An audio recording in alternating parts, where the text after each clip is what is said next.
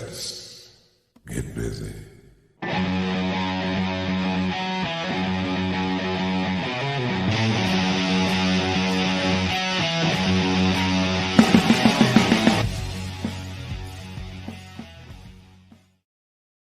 It is Monday night, round of shots. My man, James Strebel. James, what's up, my brother? Oh, just hanging out. Glad we're back. It took a little 2-week hiatus. Life kind of got busy, so took a couple weeks off. Which, not a lot going on. Just Kentucky continued to tank the basketball season. So it wasn't like we were clamoring to get on the airwaves here and discuss the disaster that was Kentucky basketball for most of the season. Not all of the season. There were a few spots here and there, but overall, just a failure of a season. Yeah, and as we're doing this on this Monday night, coming off of Selection Sunday, of course, our name, as in Kentucky, was not called. We knew that, right? Some of our neighbors down the street and or out in the state weren't called either. It's since last Thursday, after Kentucky, did their lead, winning it in the last 4 minutes and giving it away. It was just the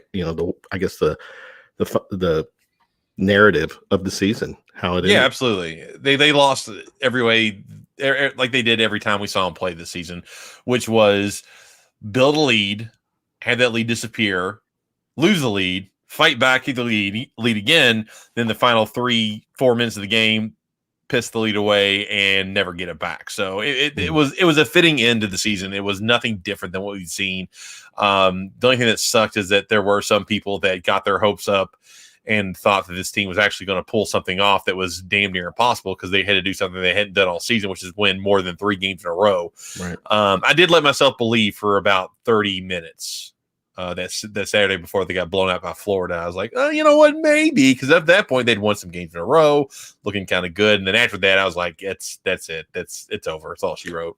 Well, I'm going to sound like a homer to our show because I'm going to defend you during some spots during the show, and I'm sure some of it will just kind of come up, but just hear me out. But first segment, Justin Rowland.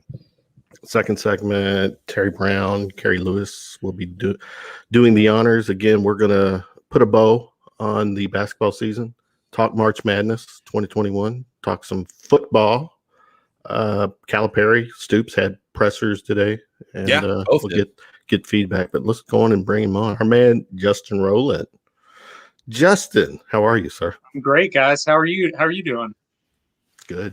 Good, considering that March Madness doesn't have that same magic to it. But I'm watching it. I don't know about you guys, but I heard a lot of complaining on Twitter today from Kentucky fans, like, well, the Cats aren't playing, I'm not watching, and I'm like, the hell with that. I'm watching, and I can't wait for Friday. What else are you going to do? I mean, after the last year, you're going to deprive yourself of the tournament. We didn't get it last year. I mean, that sounds kind of pitiful to me. And, frankly, for people who write about it, opine about it, it's work on a certain level for us. We can just kick back and enjoy it for once, and that's all there is. That's a good point. And first and foremost, I think I'll speak for me. Of course, I'm a Kentucky fan and root for my Cats, and but I'm also a college basketball fan. So, to your point, James, I'm going to watch the games. I'm going to enjoy it. There's a potential historic theme or thing in the making with Gonzaga. If they win it all, sure. That's since 76. Yeah, since IU did it last, perfection. Yeah, of course, some people will put an asterisk next to that because of the all the stuff we've been through, but we'll talk about that later. But Thursday, Justin, the Cats, our men's basketball team season came to an end. Without piling on, I mean, give me your narrative for the season, your takeaway, and take me through today's presser with Cal. Your thoughts? I mean, there's never an excuse for Kentucky basketball to be as bad as they were this year. It's just never supposed to happen. I remember, one or two seasons where Alabama football was like 3-8 or 4-7 a long time ago before Saban. North Carolina had an 8-20 season, and then last year they had the season. Kansas never has a season like this. It seems like Duke was down, but I don't remember Duke having a season since 94, 95, having a season even remotely in the ballpark of this. So, on the one hand, I agree with people who say that it's all of the flaws of the Cal method came home to roost this year, but it was all, and COVID probably played a part in it, but the man did probably get really unlucky. I mean, it took a lot of things going wrong with this roster to get the product that we saw. I mean, for Askew, we didn't know if Askew would be ready. He wasn't ready. Boston, totally not physically ready. You had 2 top 5 recruits finally for the first time in a long time, and neither of them looked anything close to top 5 recruits, any close to it. And, the shooting was as bad as people probably fear. There's no point guard play. Sarr, you look at those box scores from Sarr, his season at Wake Forest last year, 28 points, 10 rebounds, whatever he was doing. It's like, where was that? I mean, so literally everything that could have gone wrong did go wrong. So I don't want to overreact too much. But yeah, through today, it looks like Askew is probably going to come back. It looks like Allen's probably going to come back. Yeah. What does that mean for next year? I don't know. I mean, I felt like on a good Kentucky team, Askew is a bench player. And I think, frankly, on a good Kentucky team, next year's Allen is probably a bench player. But those guys are going to have to play a lot of minutes again, unless Cal just knocks it out of the park on the transfer portal. For me, all of the focus is on who's coming back, and I get it. But they have to bring in some really good new guys for me to really move the needle. Did the West Virginia transfer, does that give you the warm fuzzies? Yeah, if they get another guy like Oscar on that level, that would be huge. Yeah, Oscar, if he's motivated, he was one of the best big men in the Big 12 as a freshman, and I have no doubt that he's going to be better than Sarr. I mean, they got thrown around like rag dolls against Mississippi State, and Oscar will not let that happen. That's one thing that he won't let happen. Yeah. James, on our shows, I've sung this tune countless times. We had 0 inside presence, offense. We did nothing to try to post, to run any type of an offense on the blocks. How in the hell? I mean, good God. I guess same to you that I asked Justin. Your narrative, and then take me through today. I guess the narrative of the season to me was just, as Justin said, just failed expectations. I think to me is the theme of the season, narrative of the season. Before the season even started, back in the summertime, Cal was like, we have to play college basketball this year because I've got a really good team and we need to get them out on the court. And I feel like we could, win the whole thing. And so we all got pumped up about it. And then that obviously fell below our expectations. Olivier Sarge, Justin just mentioned, BJ Boston, Devin Askew, Terrence Clark. All these players that we thought were going to come in and be really, really good fell below our expectations. Honestly, the only players to me that I felt like didn't fall below expectations all season long were Davion Mintz, Isaiah Jackson, and Jacob Toppin. And the only reason I throw Jacob Toppin in there is because he got exponentially better than he was at the beginning of the season. He was one of the guys, along with Isaiah Jackson, that I thought improved tremendously. I mean, that was a guy that when I was watching UK's Pro Day, I looked and saw him, and I was like, this guy's got a while to go before he can even get off the bench at Kentucky. And there were times where Cal couldn't take him off the floor. So outside of those 3 guys, it was just, below expectations. I don't know about you, Justin, but I mean, to me, those were the 3 guys on Kentucky's team that at least every single game went out there and tried their hardest and put up decent numbers for the Kentucky Wildcats. Let me jump in. Cal's been coaching. He's a Hall of Famer. He's been our coach for 12 years. Yeah. We've had some great teams here at Kentucky. The way he built up this season, I'm just dumbfounded as the season has played out that he, in comparison to all these other great Kentucky teams we've had, that he didn't see. I mean, this team couldn't even come close to sniffing any of that greatness that we've had in the past. And for, I guess, I don't know. I mean, and Cal never could get it figured out, Justin. Yeah. You would have thought that he would have seen some inkling of it just watching and seeing he doesn't have somebody who can beat a guy off the dribble. I mean, how much of a difference? You can name your point guard. It didn't have to go Cade Cunningham.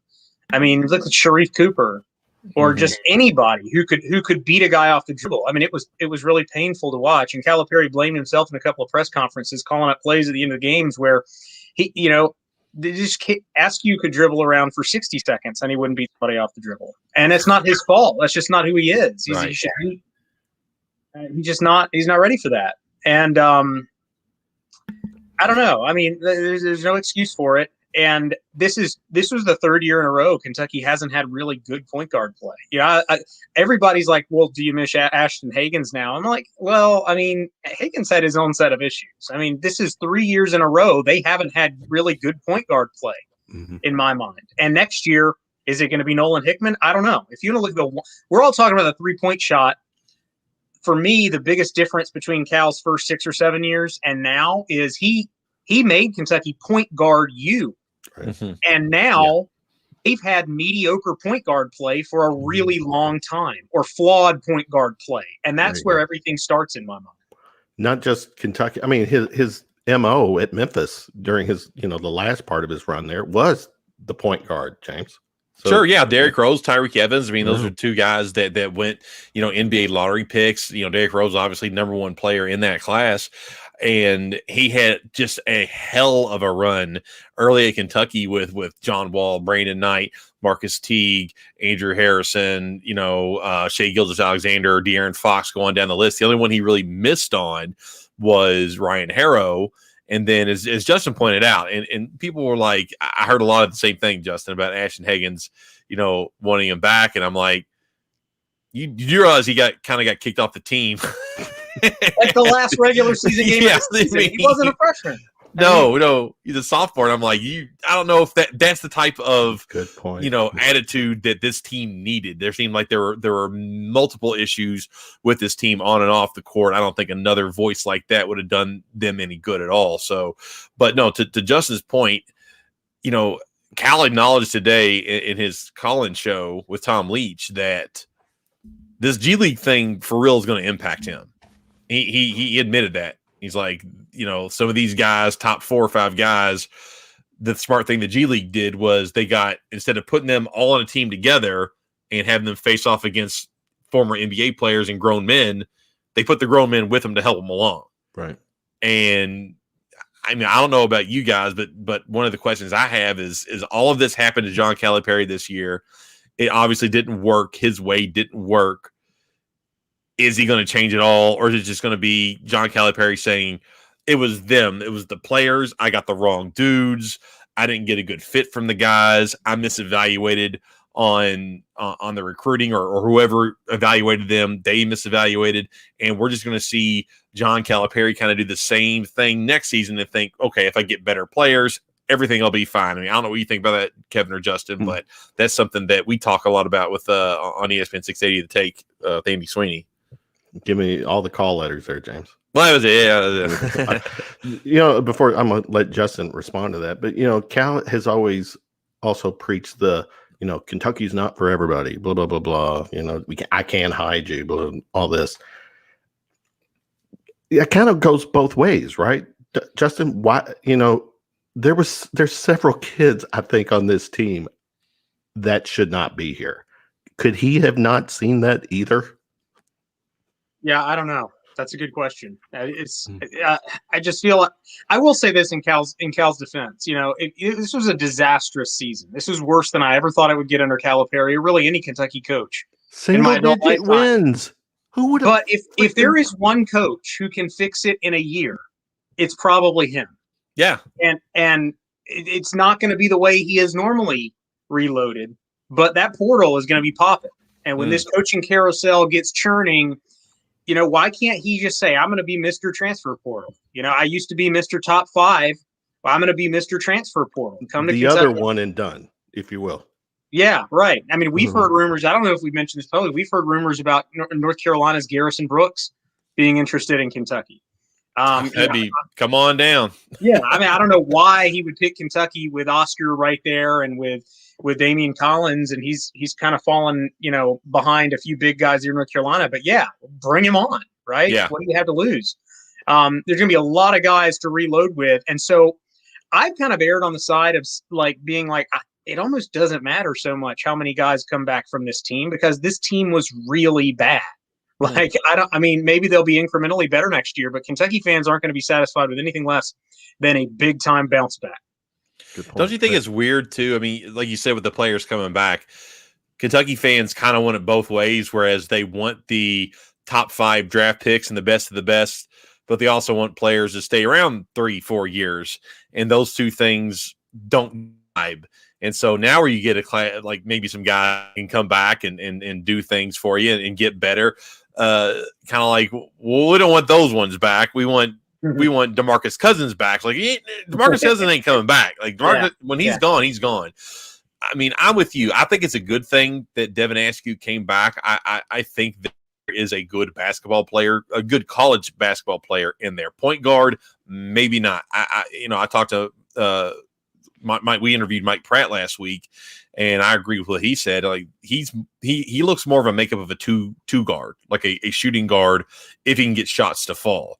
So I hope Askew gets better and finds a way at Kentucky, and that it might convince more guys to maybe stay around a year or two longer than they normally would. But you can't have it both ways. You can't want guys to stay around, but then want John Calipari to get number 1, 2, 3, 4 in the recruiting class. Right. Yeah, you're right. I mean, at the same time, are any of these guys that might potentially return next year going to be the same kind of impact that a second-year PJ Washington was? Sure. That even a second-year Emmanuel Quickly was, or that a second-year Terrence Jones was, or that a senior Darius Miller was. They're in a position now where people are just like, the pendulum has swung so hard, and it swung that hard because of the results this year. People are like, I just want everybody back. I want as many back as I can find. And I think if you took this year's team and put it in next season and get everybody a year older and you don't add anything else, that's probably a tournament team, but I don't know if it's a national championship caliber team. Go ahead. I was going to ask you, like, out of the players that you can conceivably see come back, you already have Allen, you already have Askew. Okay, anybody else on the list? Just think in your head. Is there anybody on this team that you can conceivably see come back and be like a second-year PJ Washington, second-year Emmanuel Quickly? I mean, nobody. No, I mean, the only thing would be if Clark or Boston came back. I don't think they're going to come back. But if they came back and they had a point guard to make them look better, and a lot of things went right for them, then sure, they could. But if you're talking about Toppin, I mean, I think he can end up being a good player for Kentucky, but not next year. He's not going to be an all-SEC player. I mean, sure. Keon Brooks would be the one. And there have been some rumblings about, maybe him considering his options. But didn't his dad shoot that down? Well, his dad shot it down, but I know what I heard, and I'm standing by it 100%. I mean, without question, I know. I know Justin Rowland. Yeah, I don't say it unless there's something to it. Exactly. But right, Keon, I don't want. He can be a big time player next year for them. But I was guilty of myself saying maybe junior Keon can be a sophomore PJ, and he just didn't have that kind of finish to the season. His minutes were getting cut. PJ as a freshman, their best offense was throw it to PJ, and by the end of the year, he was one of the SEC's best players. And that's not the trajectory that Keon had at the end of the season. I don't think he's ever going to be more than a complimentary piece on a really good team. Good. Fair enough. Yeah. Let's switch gears. March Madness selection show last night. Takeaways from that, Justin? Gonzaga earned their bracket. I think I don't see anybody testing them. I mean, what they did to Iowa earlier in the season, Iowa's record against top 10 teams. I think some other games are maybe trickier for them, but I just love the way Illinois is playing. I mean, they're a juggernaut right now. I got Illinois beating Gonzaga in the national title, and I think I've got Florida State and Ohio State as the other two teams there. But yeah, Illinois they really look like a buzzsaw right now to me. And you notice who's – go ahead. Yeah. I was going to say, notice who's on the sideline for Illinois. one of Yeah. one of our Right. all-time favorite coaches around here, Orlando Antiguan. Bring him back. Yeah, well, it's no accident that he's got a bunch of dudes on that team. Nope. That doesn't just happen. I mean, when he's an assistant coach and he's on your bench, he get you some dudes. Kofi Colburn's a dude. Asumu's a dude. I mean, they're awesome. They're fun to watch. Brad Underwood's done a good job, but don't think that Kentucky fans aren't recognizing Coach O's fingerprints all over this team as well. Let me backtrack a little bit with Kentucky basketball. We've talked about players. Is there coaching changes? Justin, does Cal shift? Kind of figure maybe the staff needs to be changed. Cal is a very loyal guy when it comes to the people around him. He Loyal. likes people around him that he is very personally comfortable with. It seems like if it's between personal comfort and I got to go hire the next big up and coming thing, with Lucas being the exception recently. Mm-hmm.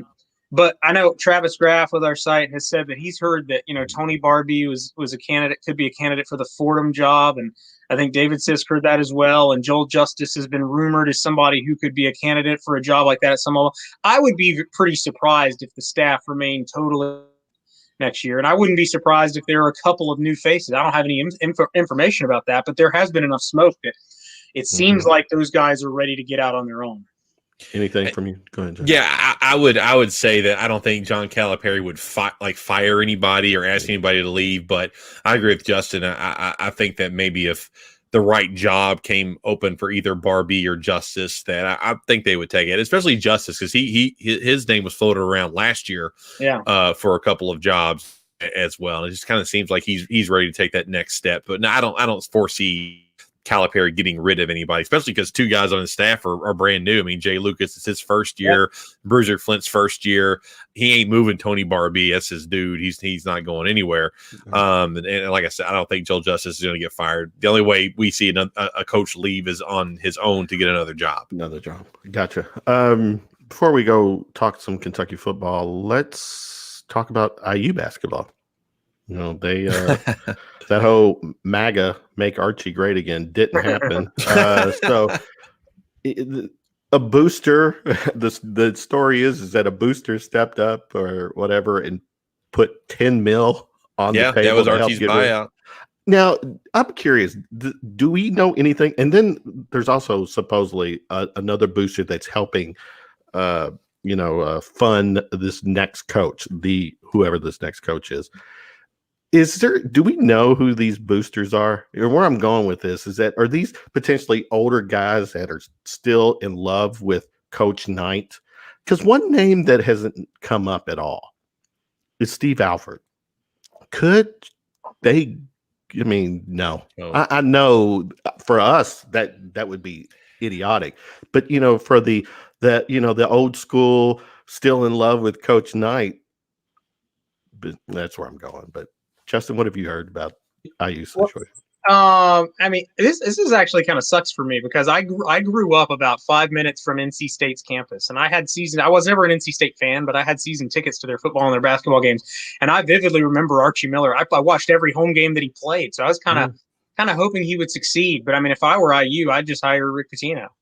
I mean, it's probably not going to happen, but you see the names floated around. Besides Stevens, Beard. I think they have to make the call to Beard. That would make a lot of sense.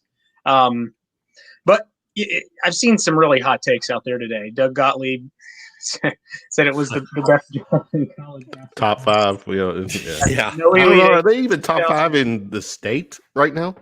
Not top 5 in the Big Ten, that's for sure. No. I mean, who wants that job? So I think they're going to end up hiring somebody that's way off the grid from what the early names have been, if I had to guess. But they got to make a home run higher because it's that's why I don't see Steve Alford, because when he left UCLA, it wasn't like he was viewed as a great coach. I don't think that would happen. No, from what I understand.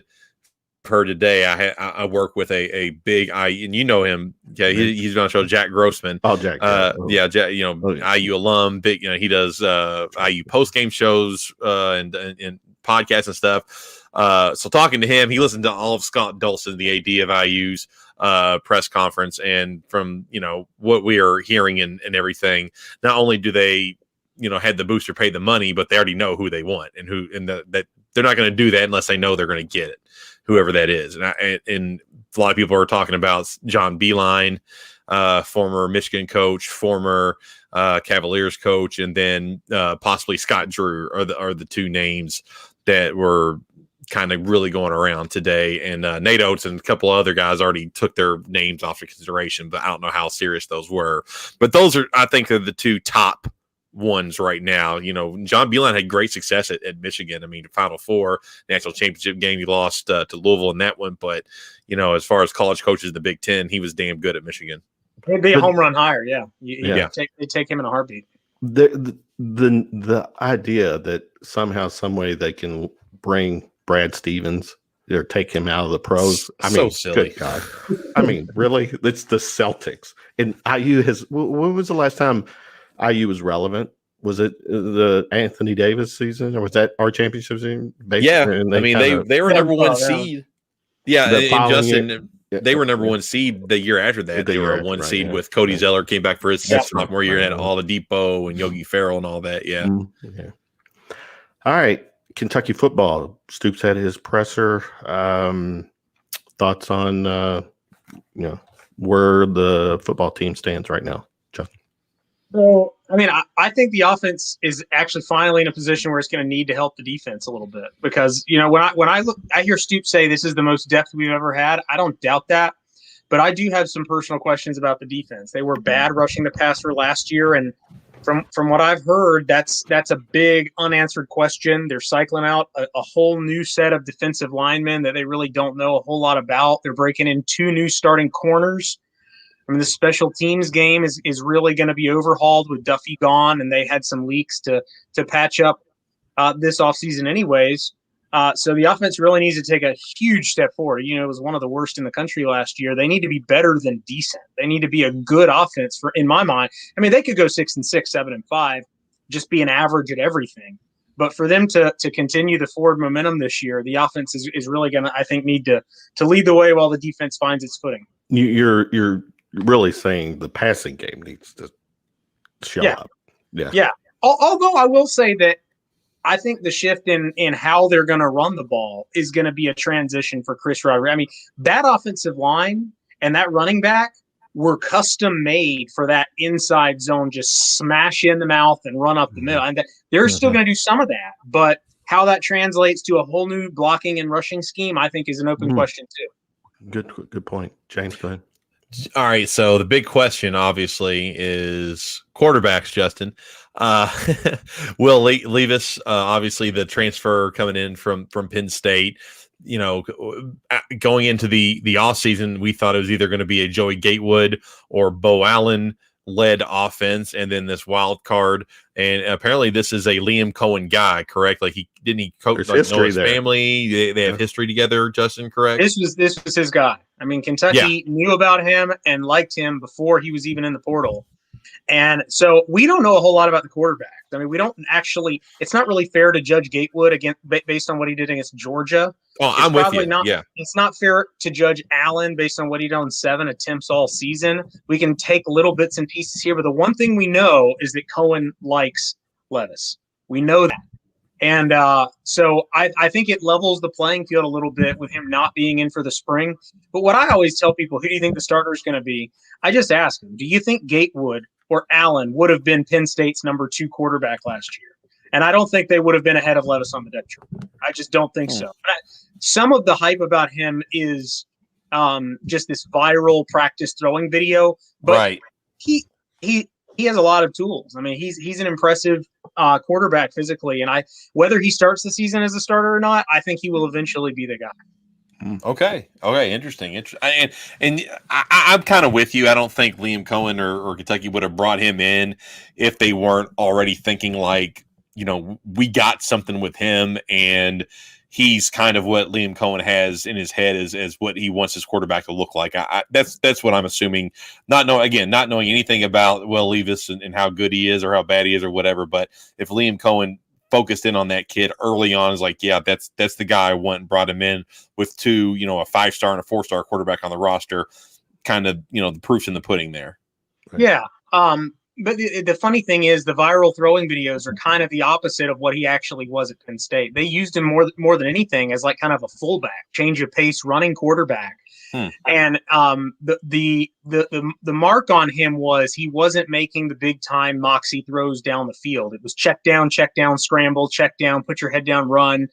Is he gonna? And that's kind of what we saw from Kentucky in recent years at quarterback. Oh, no. Now I'm not saying he's going to be that. I'm not saying he's going to be that. Cohen, I do think Cohen is a very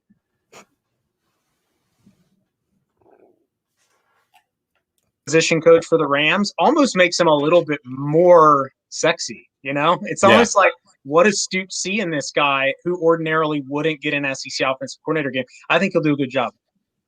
Good deal.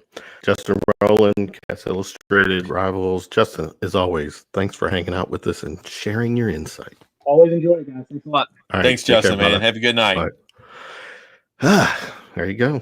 Good stuff there. Always. Yeah. Always. Yeah. And You ready for football more talk? I'm ready for more. More good stuff. More good stuff. Look at this stuff. Oh, of course. I Where's turned him. Carrie go? Yeah. There's Carrie. There's Carrie. There he is. Carrie Brown, Carrie Lewis in her news. Carrie, what's up? Start with you. Not much. Just here. Come on, liven up a little bit, baby. Sorry, I'm a little tired. Did you did a podcast? Did you do a podcast tonight? Yeah, I did. But I'm happy because this time last year we had zero sports. We didn't know what was happening. We didn't know what was going on. Everything was shut down. No tournament. No nothing. Now we got all the sports. Yesterday, I watched golf. I watched FCS football. I watched basketball. I watched anything and everything I get my hands on. So I'm happy about that. All right. Well, you're going to be all hands on here too. We're going to get you going and get you sharing your thoughts on a lot of stuff. Terry, what's up, my man? Not a whole lot. Now that the weather's getting better, I am packing up to head to the north and the west. So you are? You're making the move? It's happening. I'm going later this week to take some stuff, and yep, it is starting. So Terry, congratulations, man. Yes. Repping Iowa with the blue. It should be fun. I don't know how much, guys. I'm gonna just wanted to get your quick take on what you did get to hear from Justin. I don't know if you heard any of his basketball comments, but he definitely, I think, tail end talked some football. Let's just kind of pick it up. I know you probably heard his football take. Terry, I'll start with you.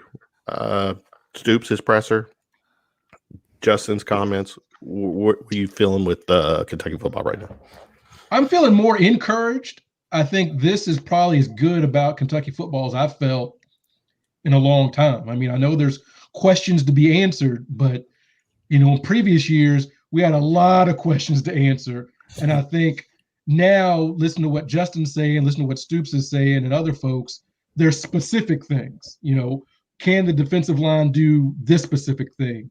We've got a running back, but can we use him this way? So we've got less questions, more answers, so I'm more encouraged with the upcoming football season. What say you, Carrie? I'm always on a wait and see approach. I mean, that's just kind of how I roll with it. Prove me wrong. That's kind of my philosophy mantra in a lot of things in life and sports in general. I don't know. I'm really afraid that this year Cohen's not going to be able to do exactly what he wants because, again, with personnel issue and you can't, square peg round hole type of issue thing. And I hope the fans don't turn on him and be like, oh, look, it's meet the new boss, same as the old boss type of thing. And, and are we going to get to see that maybe is Stoops, are those rumors true that Stoops is really the one that's kind of calling the shots on the whole thing? So, I'm excited, especially the fact that there's, fans in the stands again, possibly tailgating, that whole kind of thing. I'm cautiously optimistic. That's what I will say. I'm not too. I mean, he ran right out and got a new quarterback As soon as he got here, Cohen, we had what 3 guys waiting in the wings behind Terry, and you got to go get a new guy already. I don't know. Yeah, we'll see. I think that as we talk, James, that was in the making. I mean, that was I think that wasn't a package. Yeah. Deal. Yeah, there was something going on there. Yeah, and just to throw them out before we get into basketball, because I know that's kind of the number one topic right now. But for me, at least in the off season, we'll see what happens in the regular season. But at least in the off season, Mark Stoops did a ton of things that Kentucky fans have been wanting him to do for the past few years, which is upgrade and update the offense.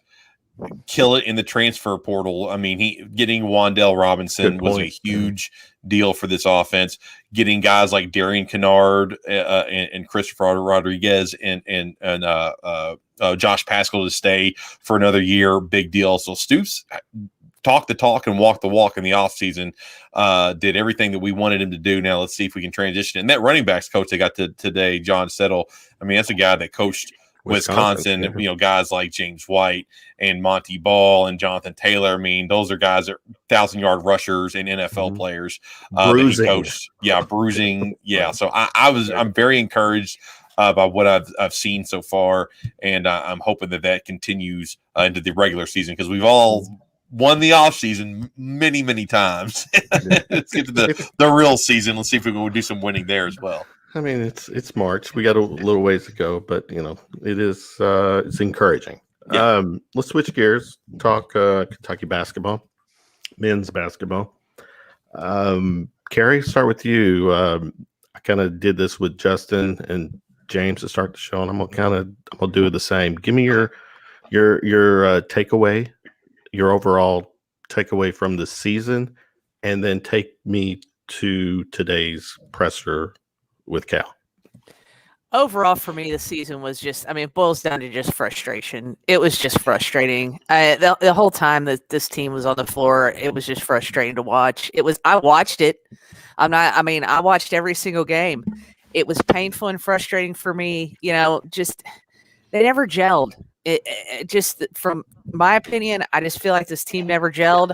I really hate the COVID excuse. Every team was kind of in the same boat with that. I'm going to agree with you real quick. The COVID thing, anytime they mention Kentucky basketball and COVID, that's an excuse. It's not an asterisk, it's an excuse. And the only thing I will say with that is to kind of put parentheses around that is they did not get the summer that they usually do.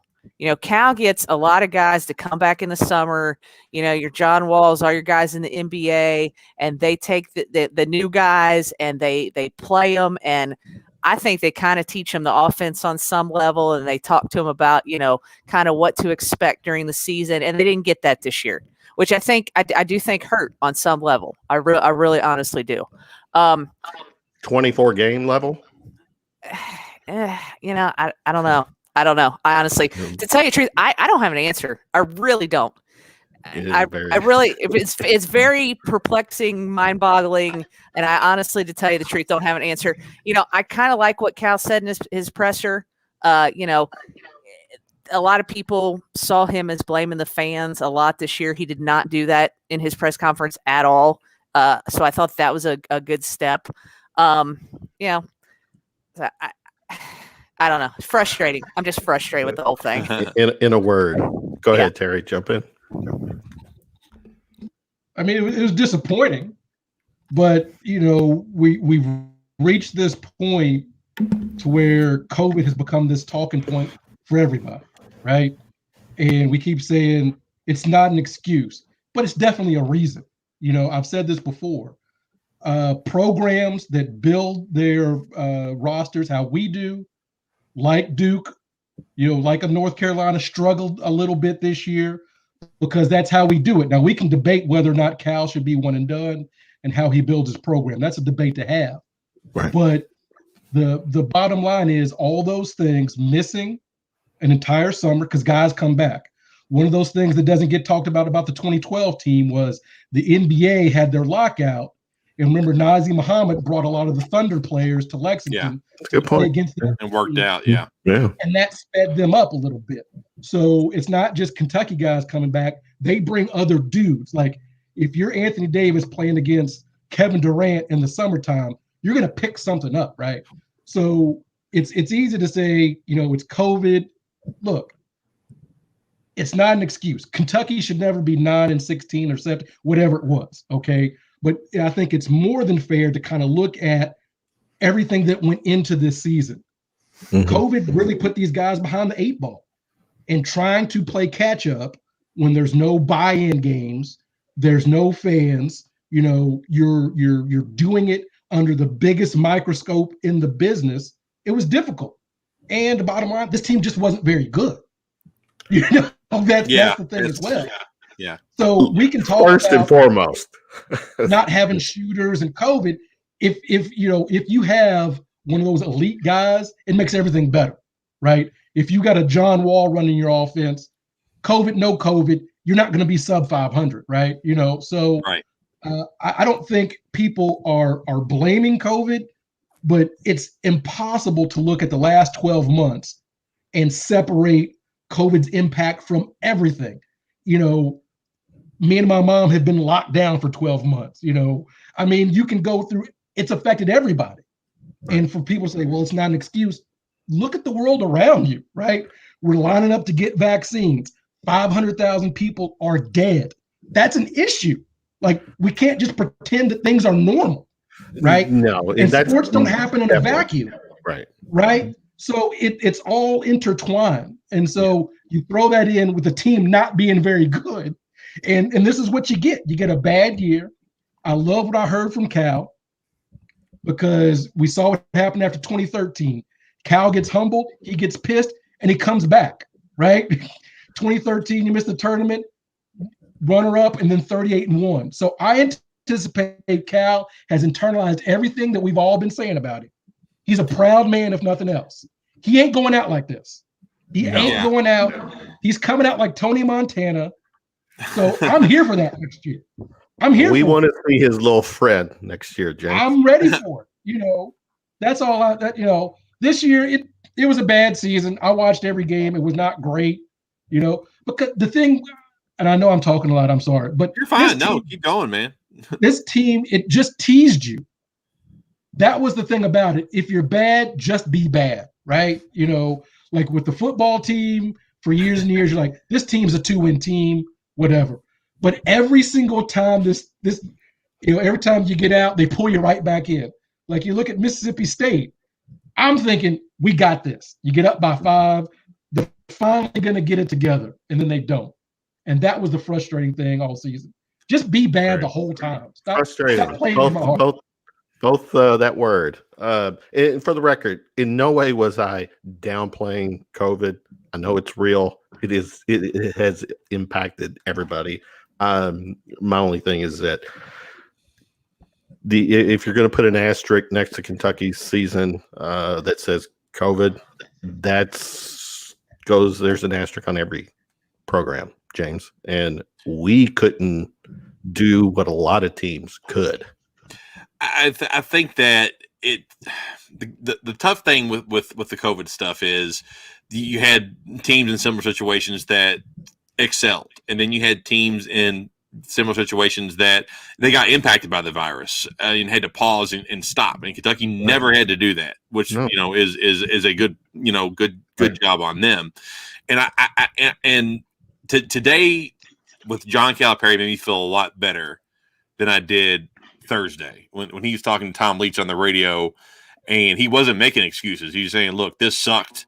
And, I wasn't good enough. The team wasn't good enough. We weren't good enough. This is not acceptable. It made me feel like, oh, okay. He gets it. Like if anyone's going to get it, it's going to be John Calipari. I'm still going to bet on John Calipari. I'm hoping that he learned some things, and he talked about it today of having to adjust, that college basketball is changing all around him. And what's one of the better things about John Calipari is he's always moving. He's always moving. He's always adjusting. He's always updating. And it sounded like today he's buying into that, saying, look, I got to work the transfer portal. This G League thing, it's real. I'm not other one and done. Yeah, well, it's not even one and done anymore. You can have a one time, like that's a good point. Yeah, freshman. If Scottie Pippen Jr. decided he wanted to transfer from Vanderbilt to Kentucky, he still has 2 years left of eligibility. I believe he's a sophomore. He can just come right in and play.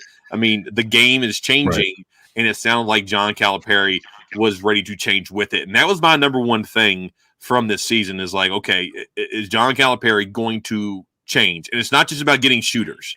It's about getting players. How's he going to get better players? Because he's not been getting the cream of the crop. So now he's going to have to go a different route and get those players. And I was pleased to hear him acknowledge, like, I've got some things that I need to work on and look at and try to figure out here with this new landscape of college basketball. So, I'm more reinvigorated after hearing him today than I'm sure Louisville fans were after they heard Chris Mack piss and moan and go be Eeyore during his press conference today. So Calipari is kind of jacked up, and it kind of got me a little jacked up. I was like, all right, Cal, all right, then do it. Let's go.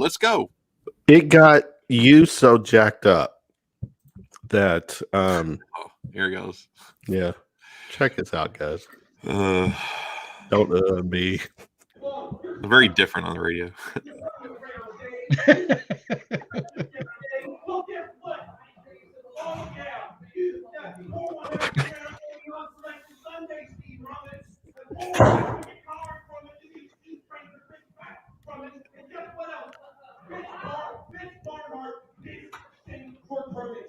You losing 6 out of 10 games. You looking listless. Chris Mack not having answers. Carly Jones playing 40 minutes a game. That's what lost. Losing to Miami. That's what got you out of the tournament. Don't blame Nick Barnhart because he's a crybaby. There's like 30 people that committed. It's like he's kind of James, check this out. I don't for what it's worth. Let me unshare this stuff. There you go. I'm gonna retweet this and tag Vince McMahon and Paul Levesque / Triple H because that's a fucking promo right there. Oh, thank you. Yeah. I was just responding to the Mitch Barnhart conspiracy theories that he personally took Louisville out of the tournament. It was his fault. It was Mitch Barnhart. And I'm like, there's like 30 people on that committee, and he can't just go in there and say, well, I don't want Louisville in. Let's just take them out. And I was like, come on, y'all. I mean, really, you got to – it's nothing's ever their fault. I mean, Terry, you know this better than anybody. Fall asleep with a smile on his face last night? I did. No, Mitch Barnhart did. Oh, I don't know about Mitch. I know what I did. Yeah, but James is right. Kentucky never beats Louisville fair and square, right? It's always something, it's like with they're 9-3, 10-3, Cal is. It's always something. It's never the Kentucky is never better, even though it's 36-12 or whatever the all-time record is. There's always something. It's always something with those people. Yeah, I mean, Carrie, there's a huge part of the L1C4 base that is off Mac's bandwagon right now. I mean, if I was a Louisville fan, I'd be too. I'd be like, okay, can we get Patino back or what? How's that working? Is that moratorium over? Little Rick's available now, right? Yeah, he is. Yeah. They just got fired from Minnesota because they were terrible this year. Awful, just awful. They were told when Chris Mack got hired who Chris Mack was, and that Chris Mack was not a likable and or nice guy at all. He's actually giving them exactly what that he was. They said that I can't talk, that he was going to give them, or that they were told that he was going to give them. There you go. That's what I'm trying to say. I'm not even drinking. I'm drinking water right now. I can't even talk. Well, I tell you what, go start drinking real quick. Take a shot. And then, there you go. We should all be doing a shot tonight. Let's switch gears. March Madness selection Sunday last night.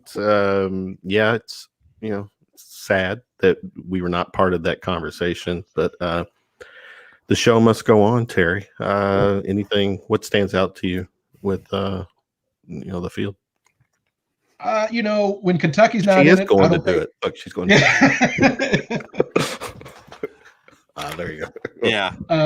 I don't pay a whole lot of attention as much as I would, obviously, if the Cats were in it, but I'm glad that it's back. People that follow me on Twitter, I've been kind of this I'm not pro COVID, but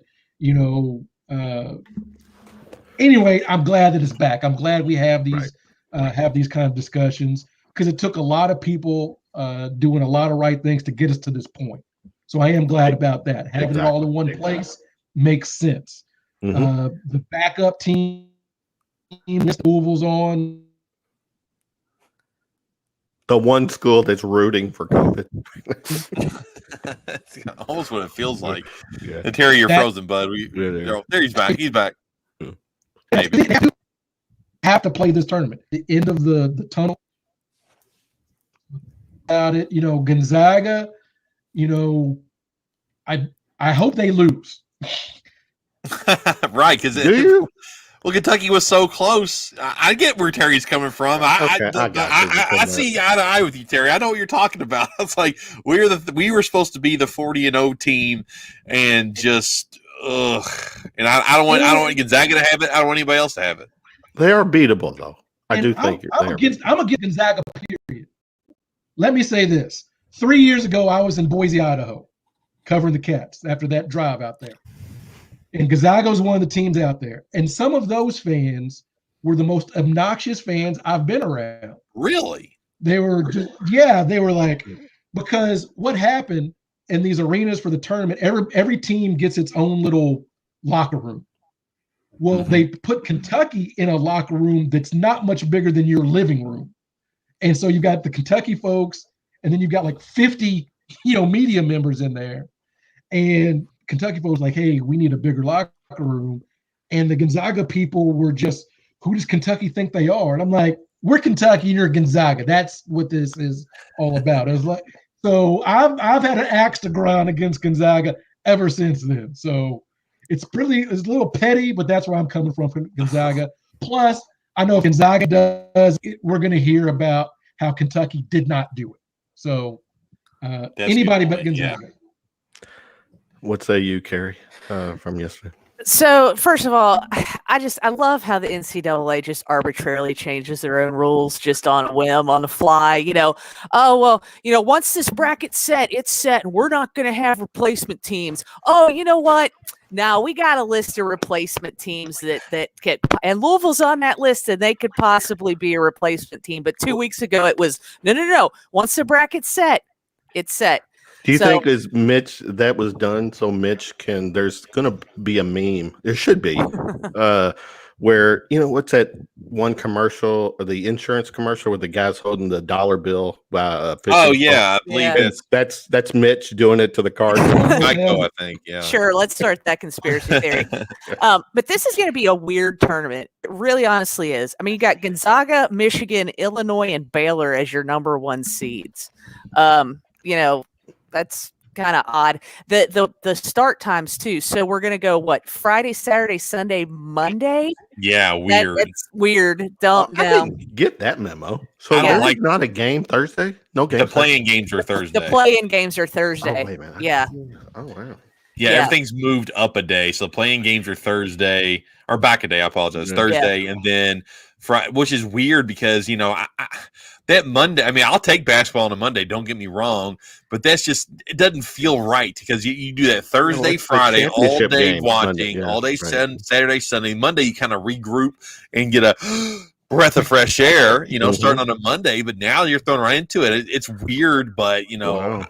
I'm pumped for it. I love March Madness, and it sucks that Kentucky's not in it. But I've already filled out 2 brackets. I'm just as invested in it as I normally am. I'm not going to pick a team to ride with because I'm just Kentucky and that's it. But I do really like that that I talked about in the first segment with Justin Rowland. I like Illinois a lot. It's a fun team to watch. Orlando Antigua was on the sideline, so I want to cheer for Orlando Antigua. Is this one of the first years where you do a bracket, and like most of us, even though James, you get grief for not rooting for our Cats because I got your back. You just tell it like it is. It's not mean or hateful if it's true. The analysis supports it. We suck this year, but with every bracket that most Kentucky fans do, it starts with Kentucky winning the thing, and then you go backwards. Yeah, and I'm not able to do that this year. So actually, yeah. I might have a chance to win some money because usually I just play Kentucky in the final, right? no matter what. Wow. So right now, Terry, who you got? Who is winning it all?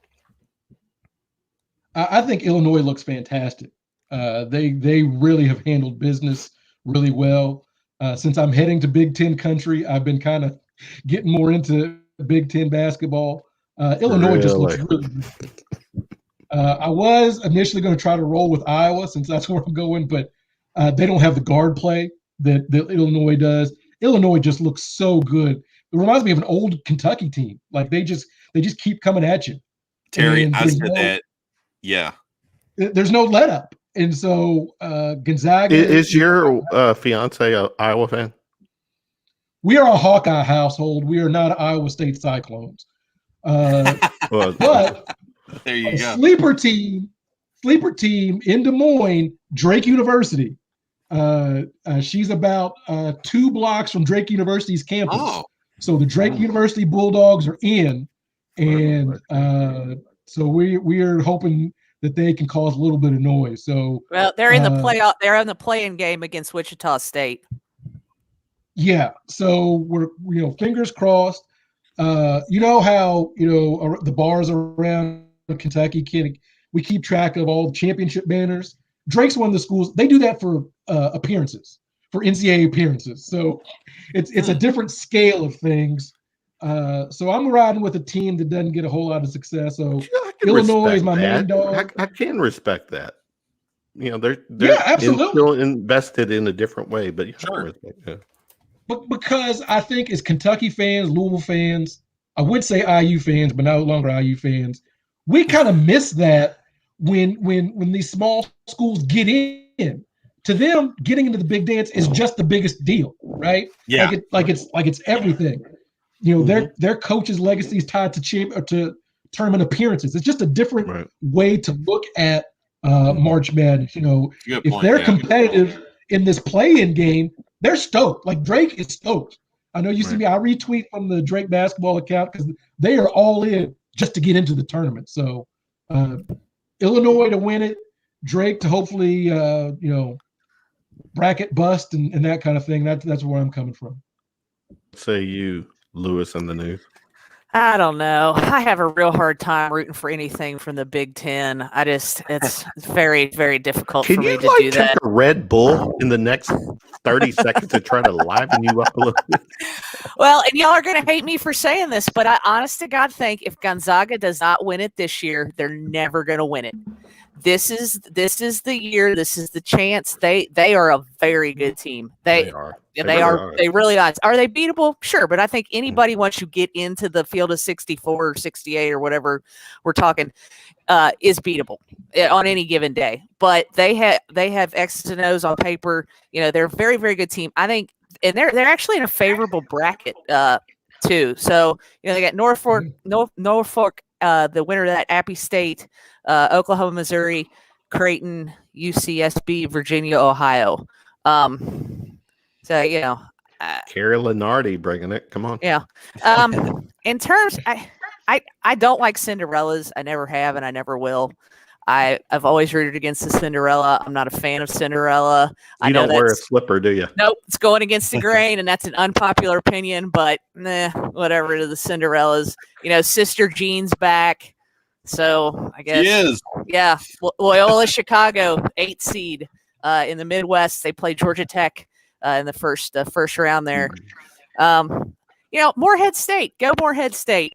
Yeah. I'm rooting one for team. them. Who doesn't like Morehead? Right. Yeah, exactly. So, I'm all about Morehead.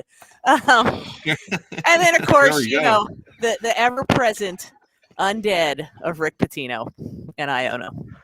Man, that's kind of a cool story. It really is. As much grief as I've given Rick Pitino on multiple venues, social media, airwaves, blogs, whatever, Man, it's cool. I watched him last night when he was on ESPN with like Seth Greenberg and all those They guys. were fanboying, man. They all were fanboying. Yeah. They all were fanboy. They were laughing at everything he said. I mean, Mhm. Rick controls a room. When he walks in that room, He still does. he's like John Calipari. He's the dude. I mean, he Mhm. walks in. Everybody gravitates towards him. Everybody wants to hear the stories. Everybody wants to be in the picture. That's just what it is. And I mean, He'll always be our coach. yeah. Our coach. He had a great run with us. And how I mean, he'll never, and Rick Pitino will never say this out loud, but how satisfying is it that he's in the tournament and Chris Mack has to sit and watch him? And You probably know, Cal. Yeah, that and too. and Cal too. Obviously, yeah, Cal. I mean, Cal. Yeah, but yeah. Pitino will be, Oh. look, I'm calling it. Pitino will be back in Rupp Arena within the next few years. I agree. I Cal think is going to Cal's- get him there. He's going to get him back there, and Yeah. I think people are going to go wild when he walks in that I court. will and be he one. waves. Yeah. I will explode. Yeah. All right. As we're winding down, one more before we do a final shot. Terry, who's the next coach at IU? Does it matter?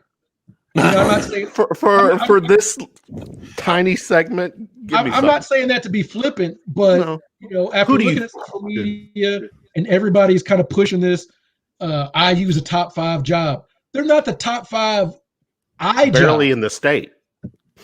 but in the state. But even if you go Illinois, Iowa State, IPFW, they've all won their conferences.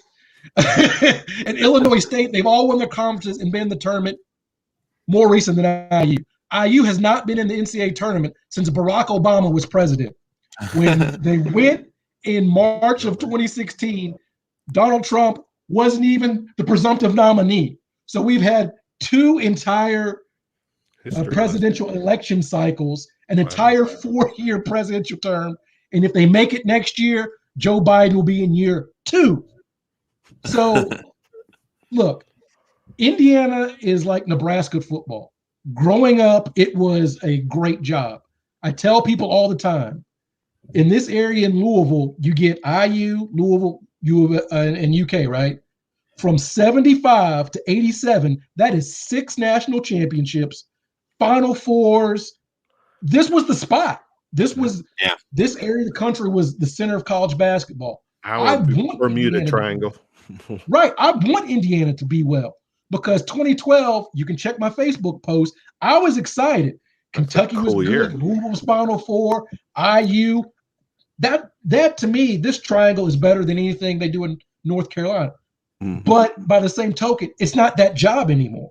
Right. No. It's not. Right. Does it have things that they can do to get that point? Probably. But if they're not getting Indiana kids to go to IU, and if you have the opportunity to go to probasketballreference.com, look at all the kids born in Indiana, they ain't going to IU. Mhm. You know, Trey Lyles and Marcus Teague from Indianapolis, they didn't go to IU. So And for the record, today's kids would not go to IU still if Knight was there. Just saying. Oh hell no! Exactly. No. You know, and when you talk about coaches at big blue blood program, excuse me, you can get one bad hire. Like everybody can get a Billy G, but you can't do 2 in a row because that stops all momentum. Mhm. And if you do 3 in a row, I mean, what are you? So I don't know who they bring in. Brad Stevens ain't coming back. No. You know, maybe a John Beilein. I heard you talking about it, but is that a long-term solution? You know, he's getting up there. 68. 68. Yeah. So is that a long-term solution? Are you looking for someone to just get the program right back on track? I'm sure. Patino. Isn't Patino about that age? Yeah, he's almost 70, I think. Yeah. Isn't he? Yeah. Yeah. They're wanting him too. Right. Yeah, who wouldn't want him right now? Yeah, I mean, I would take it, but you know, the Yeah. IU job, and plus they've got so many people still beholden to Bobby Knight. That I brought this up earlier, Terry. Is there any chance that some booster's still has an erection for Knight and his cause and try to bring somebody like Alfred in? Absolutely. I think that's been part of the issue why coaches haven't had success because they want an IU guy. You know, you hear like with Michigan football, they want a Michigan man to run the program. I think there's a significant number of boosters at IU that want an IU guy like a Steve Alford, which I think would be a terrible hire for them. I agree. It would totally be. So who's your guy? Who you saying? Bring it home. Who's the coach? I think right now you got to go with a John Beilein. I think you've got to make Pitino tell you no, because at least with those guys, even if it's a short term, they can get you on the right track. Like Pitino's track record is, you give me 2 or 3 seasons, I'm gonna get you on the right track. He's done it wherever he's been. Within 2 or 3 seasons, boom. I mean, doesn't always end great, but you know, if I'm calling the shots in Bloomington, that's where I'm going. Yeah, Pitino's happy endings are not exactly the team or the program's happy endings. Carrie, give me your IU. Christian Watford. I mean, why not? You know, what the hell? You know, that's Mr. Popcorn Box himself. I couldn't even get his brother to go to IU. His brother went to LSU, right? Yeah, Trinity Watford went to LSU. Yeah. I mean, he's an Indiana guy. Honestly, I couldn't even tell you off the top of my head. I know they want Pitino. I think the only reason Pitino would go there is because it's so close to Louisville, and he would be like 2 hours away from Louisville. And what a great, you know, like stick it to you. Shivya or whatever you want to call it. Honestly, I really don't know. It's not a great job. It really isn't a great job right now. It's not a top 5 job, you know, and I mean, I guess kudos to them for having boosters to be able to throw that much money around. They don't have to get a you know, Mellencamp. Do you think John Mellencamp? I don't know if John Mellencamp's got that kind of money. Where he's like $10 million to fire R.P. Miller money. Jack and Diane. I don't know if it's still I mean, whoever this is been a long time, Jack and Diane. Very long time. Yeah. Whoever this is a heavy hitter. I don't know who it is, but honestly, what's going to happen is they're going to get somebody in there that kind of maybe nobody's ever heard of. They're not going to get a big name, and they're just going to have to roll with it. Who's the guy that got fired at Wichita State? Greg Marshall. Yeah, Greg Marshall. I get him on the cheap. I mean, he comes with baggage and his wife, but hey, what are you going to do? Stay with you, Carrie. Give me your final shot for the night. Oh, final shot for the night. Oh, well, you know, I guess congratulations to Michigan State for getting a corporate sponsor. They are now known as the Michigan State University Spartans, sponsored by Rocket Mortgage. So, hey, if you don't have boosters with big time money, actually, that is why it is a booster thing. But the bottom line is, this is where we are: corporate sponsorship of college sports team names. Terry, final shot, Terry. Just a send off to Drew Brees, the former Purdue Boilermaker, rides off into the sunset. I was never a big fan, but I don't think that there is a professional athlete that means as much to their city as Drew Brees does to New Orleans. When he gets there post Katrina and makes the Saints relevant again, they win the Super Bowl. I mean, we all remember that first Monday Night Football game back in the Superdome. I didn't realize until just today, the Saints did not win their first playoff game to the year 2000. Oh, wow. And their second one in 2006. Once he got there. And then, you know, then they go to 3 NFC championship games, win the Super Bowl. And people forget how terrible he was at the beginning of his career. He was not great in San Diego, right? You know, but ended up in New Orleans with Sean Payton. And the Saints actually matter in a way they didn't when I was growing up. So kudos to the small guy from Purdue. Shout out to all the sub 500 or sub 6 foot tall guys. Drew did it for us all, man. First out, James, send us home. And this is going to kind of piggyback off of something Terry was talking about earlier. We've all been around college basketball our entire lives. Never have we seen a season where Kentucky, Louisville, IU all stink. There was as much, smack talk as we tried to muster. It just wasn't the same. It didn't have any real feeling behind it. It was just kind of like punching to punch. There wasn't anything on the other side of it, other end of it. It was awful. It was terrible. It was dismal. That being said, I hope Kentucky's the only team that makes it out of it, and I hope they're the only team that's back in the tournament next year. I hope Louisville and IU continue to suck, and they miss the tournament too.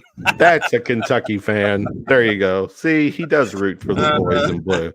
All right, Justin Rowland, first segment. Terry Brown, Carrie Lewis in her news. My man James Strebel. Good show tonight, guys. Very good. Everyone. Thanks for hanging with us. Thanks for having me. Peace out, people. Absolutely. Later. Later.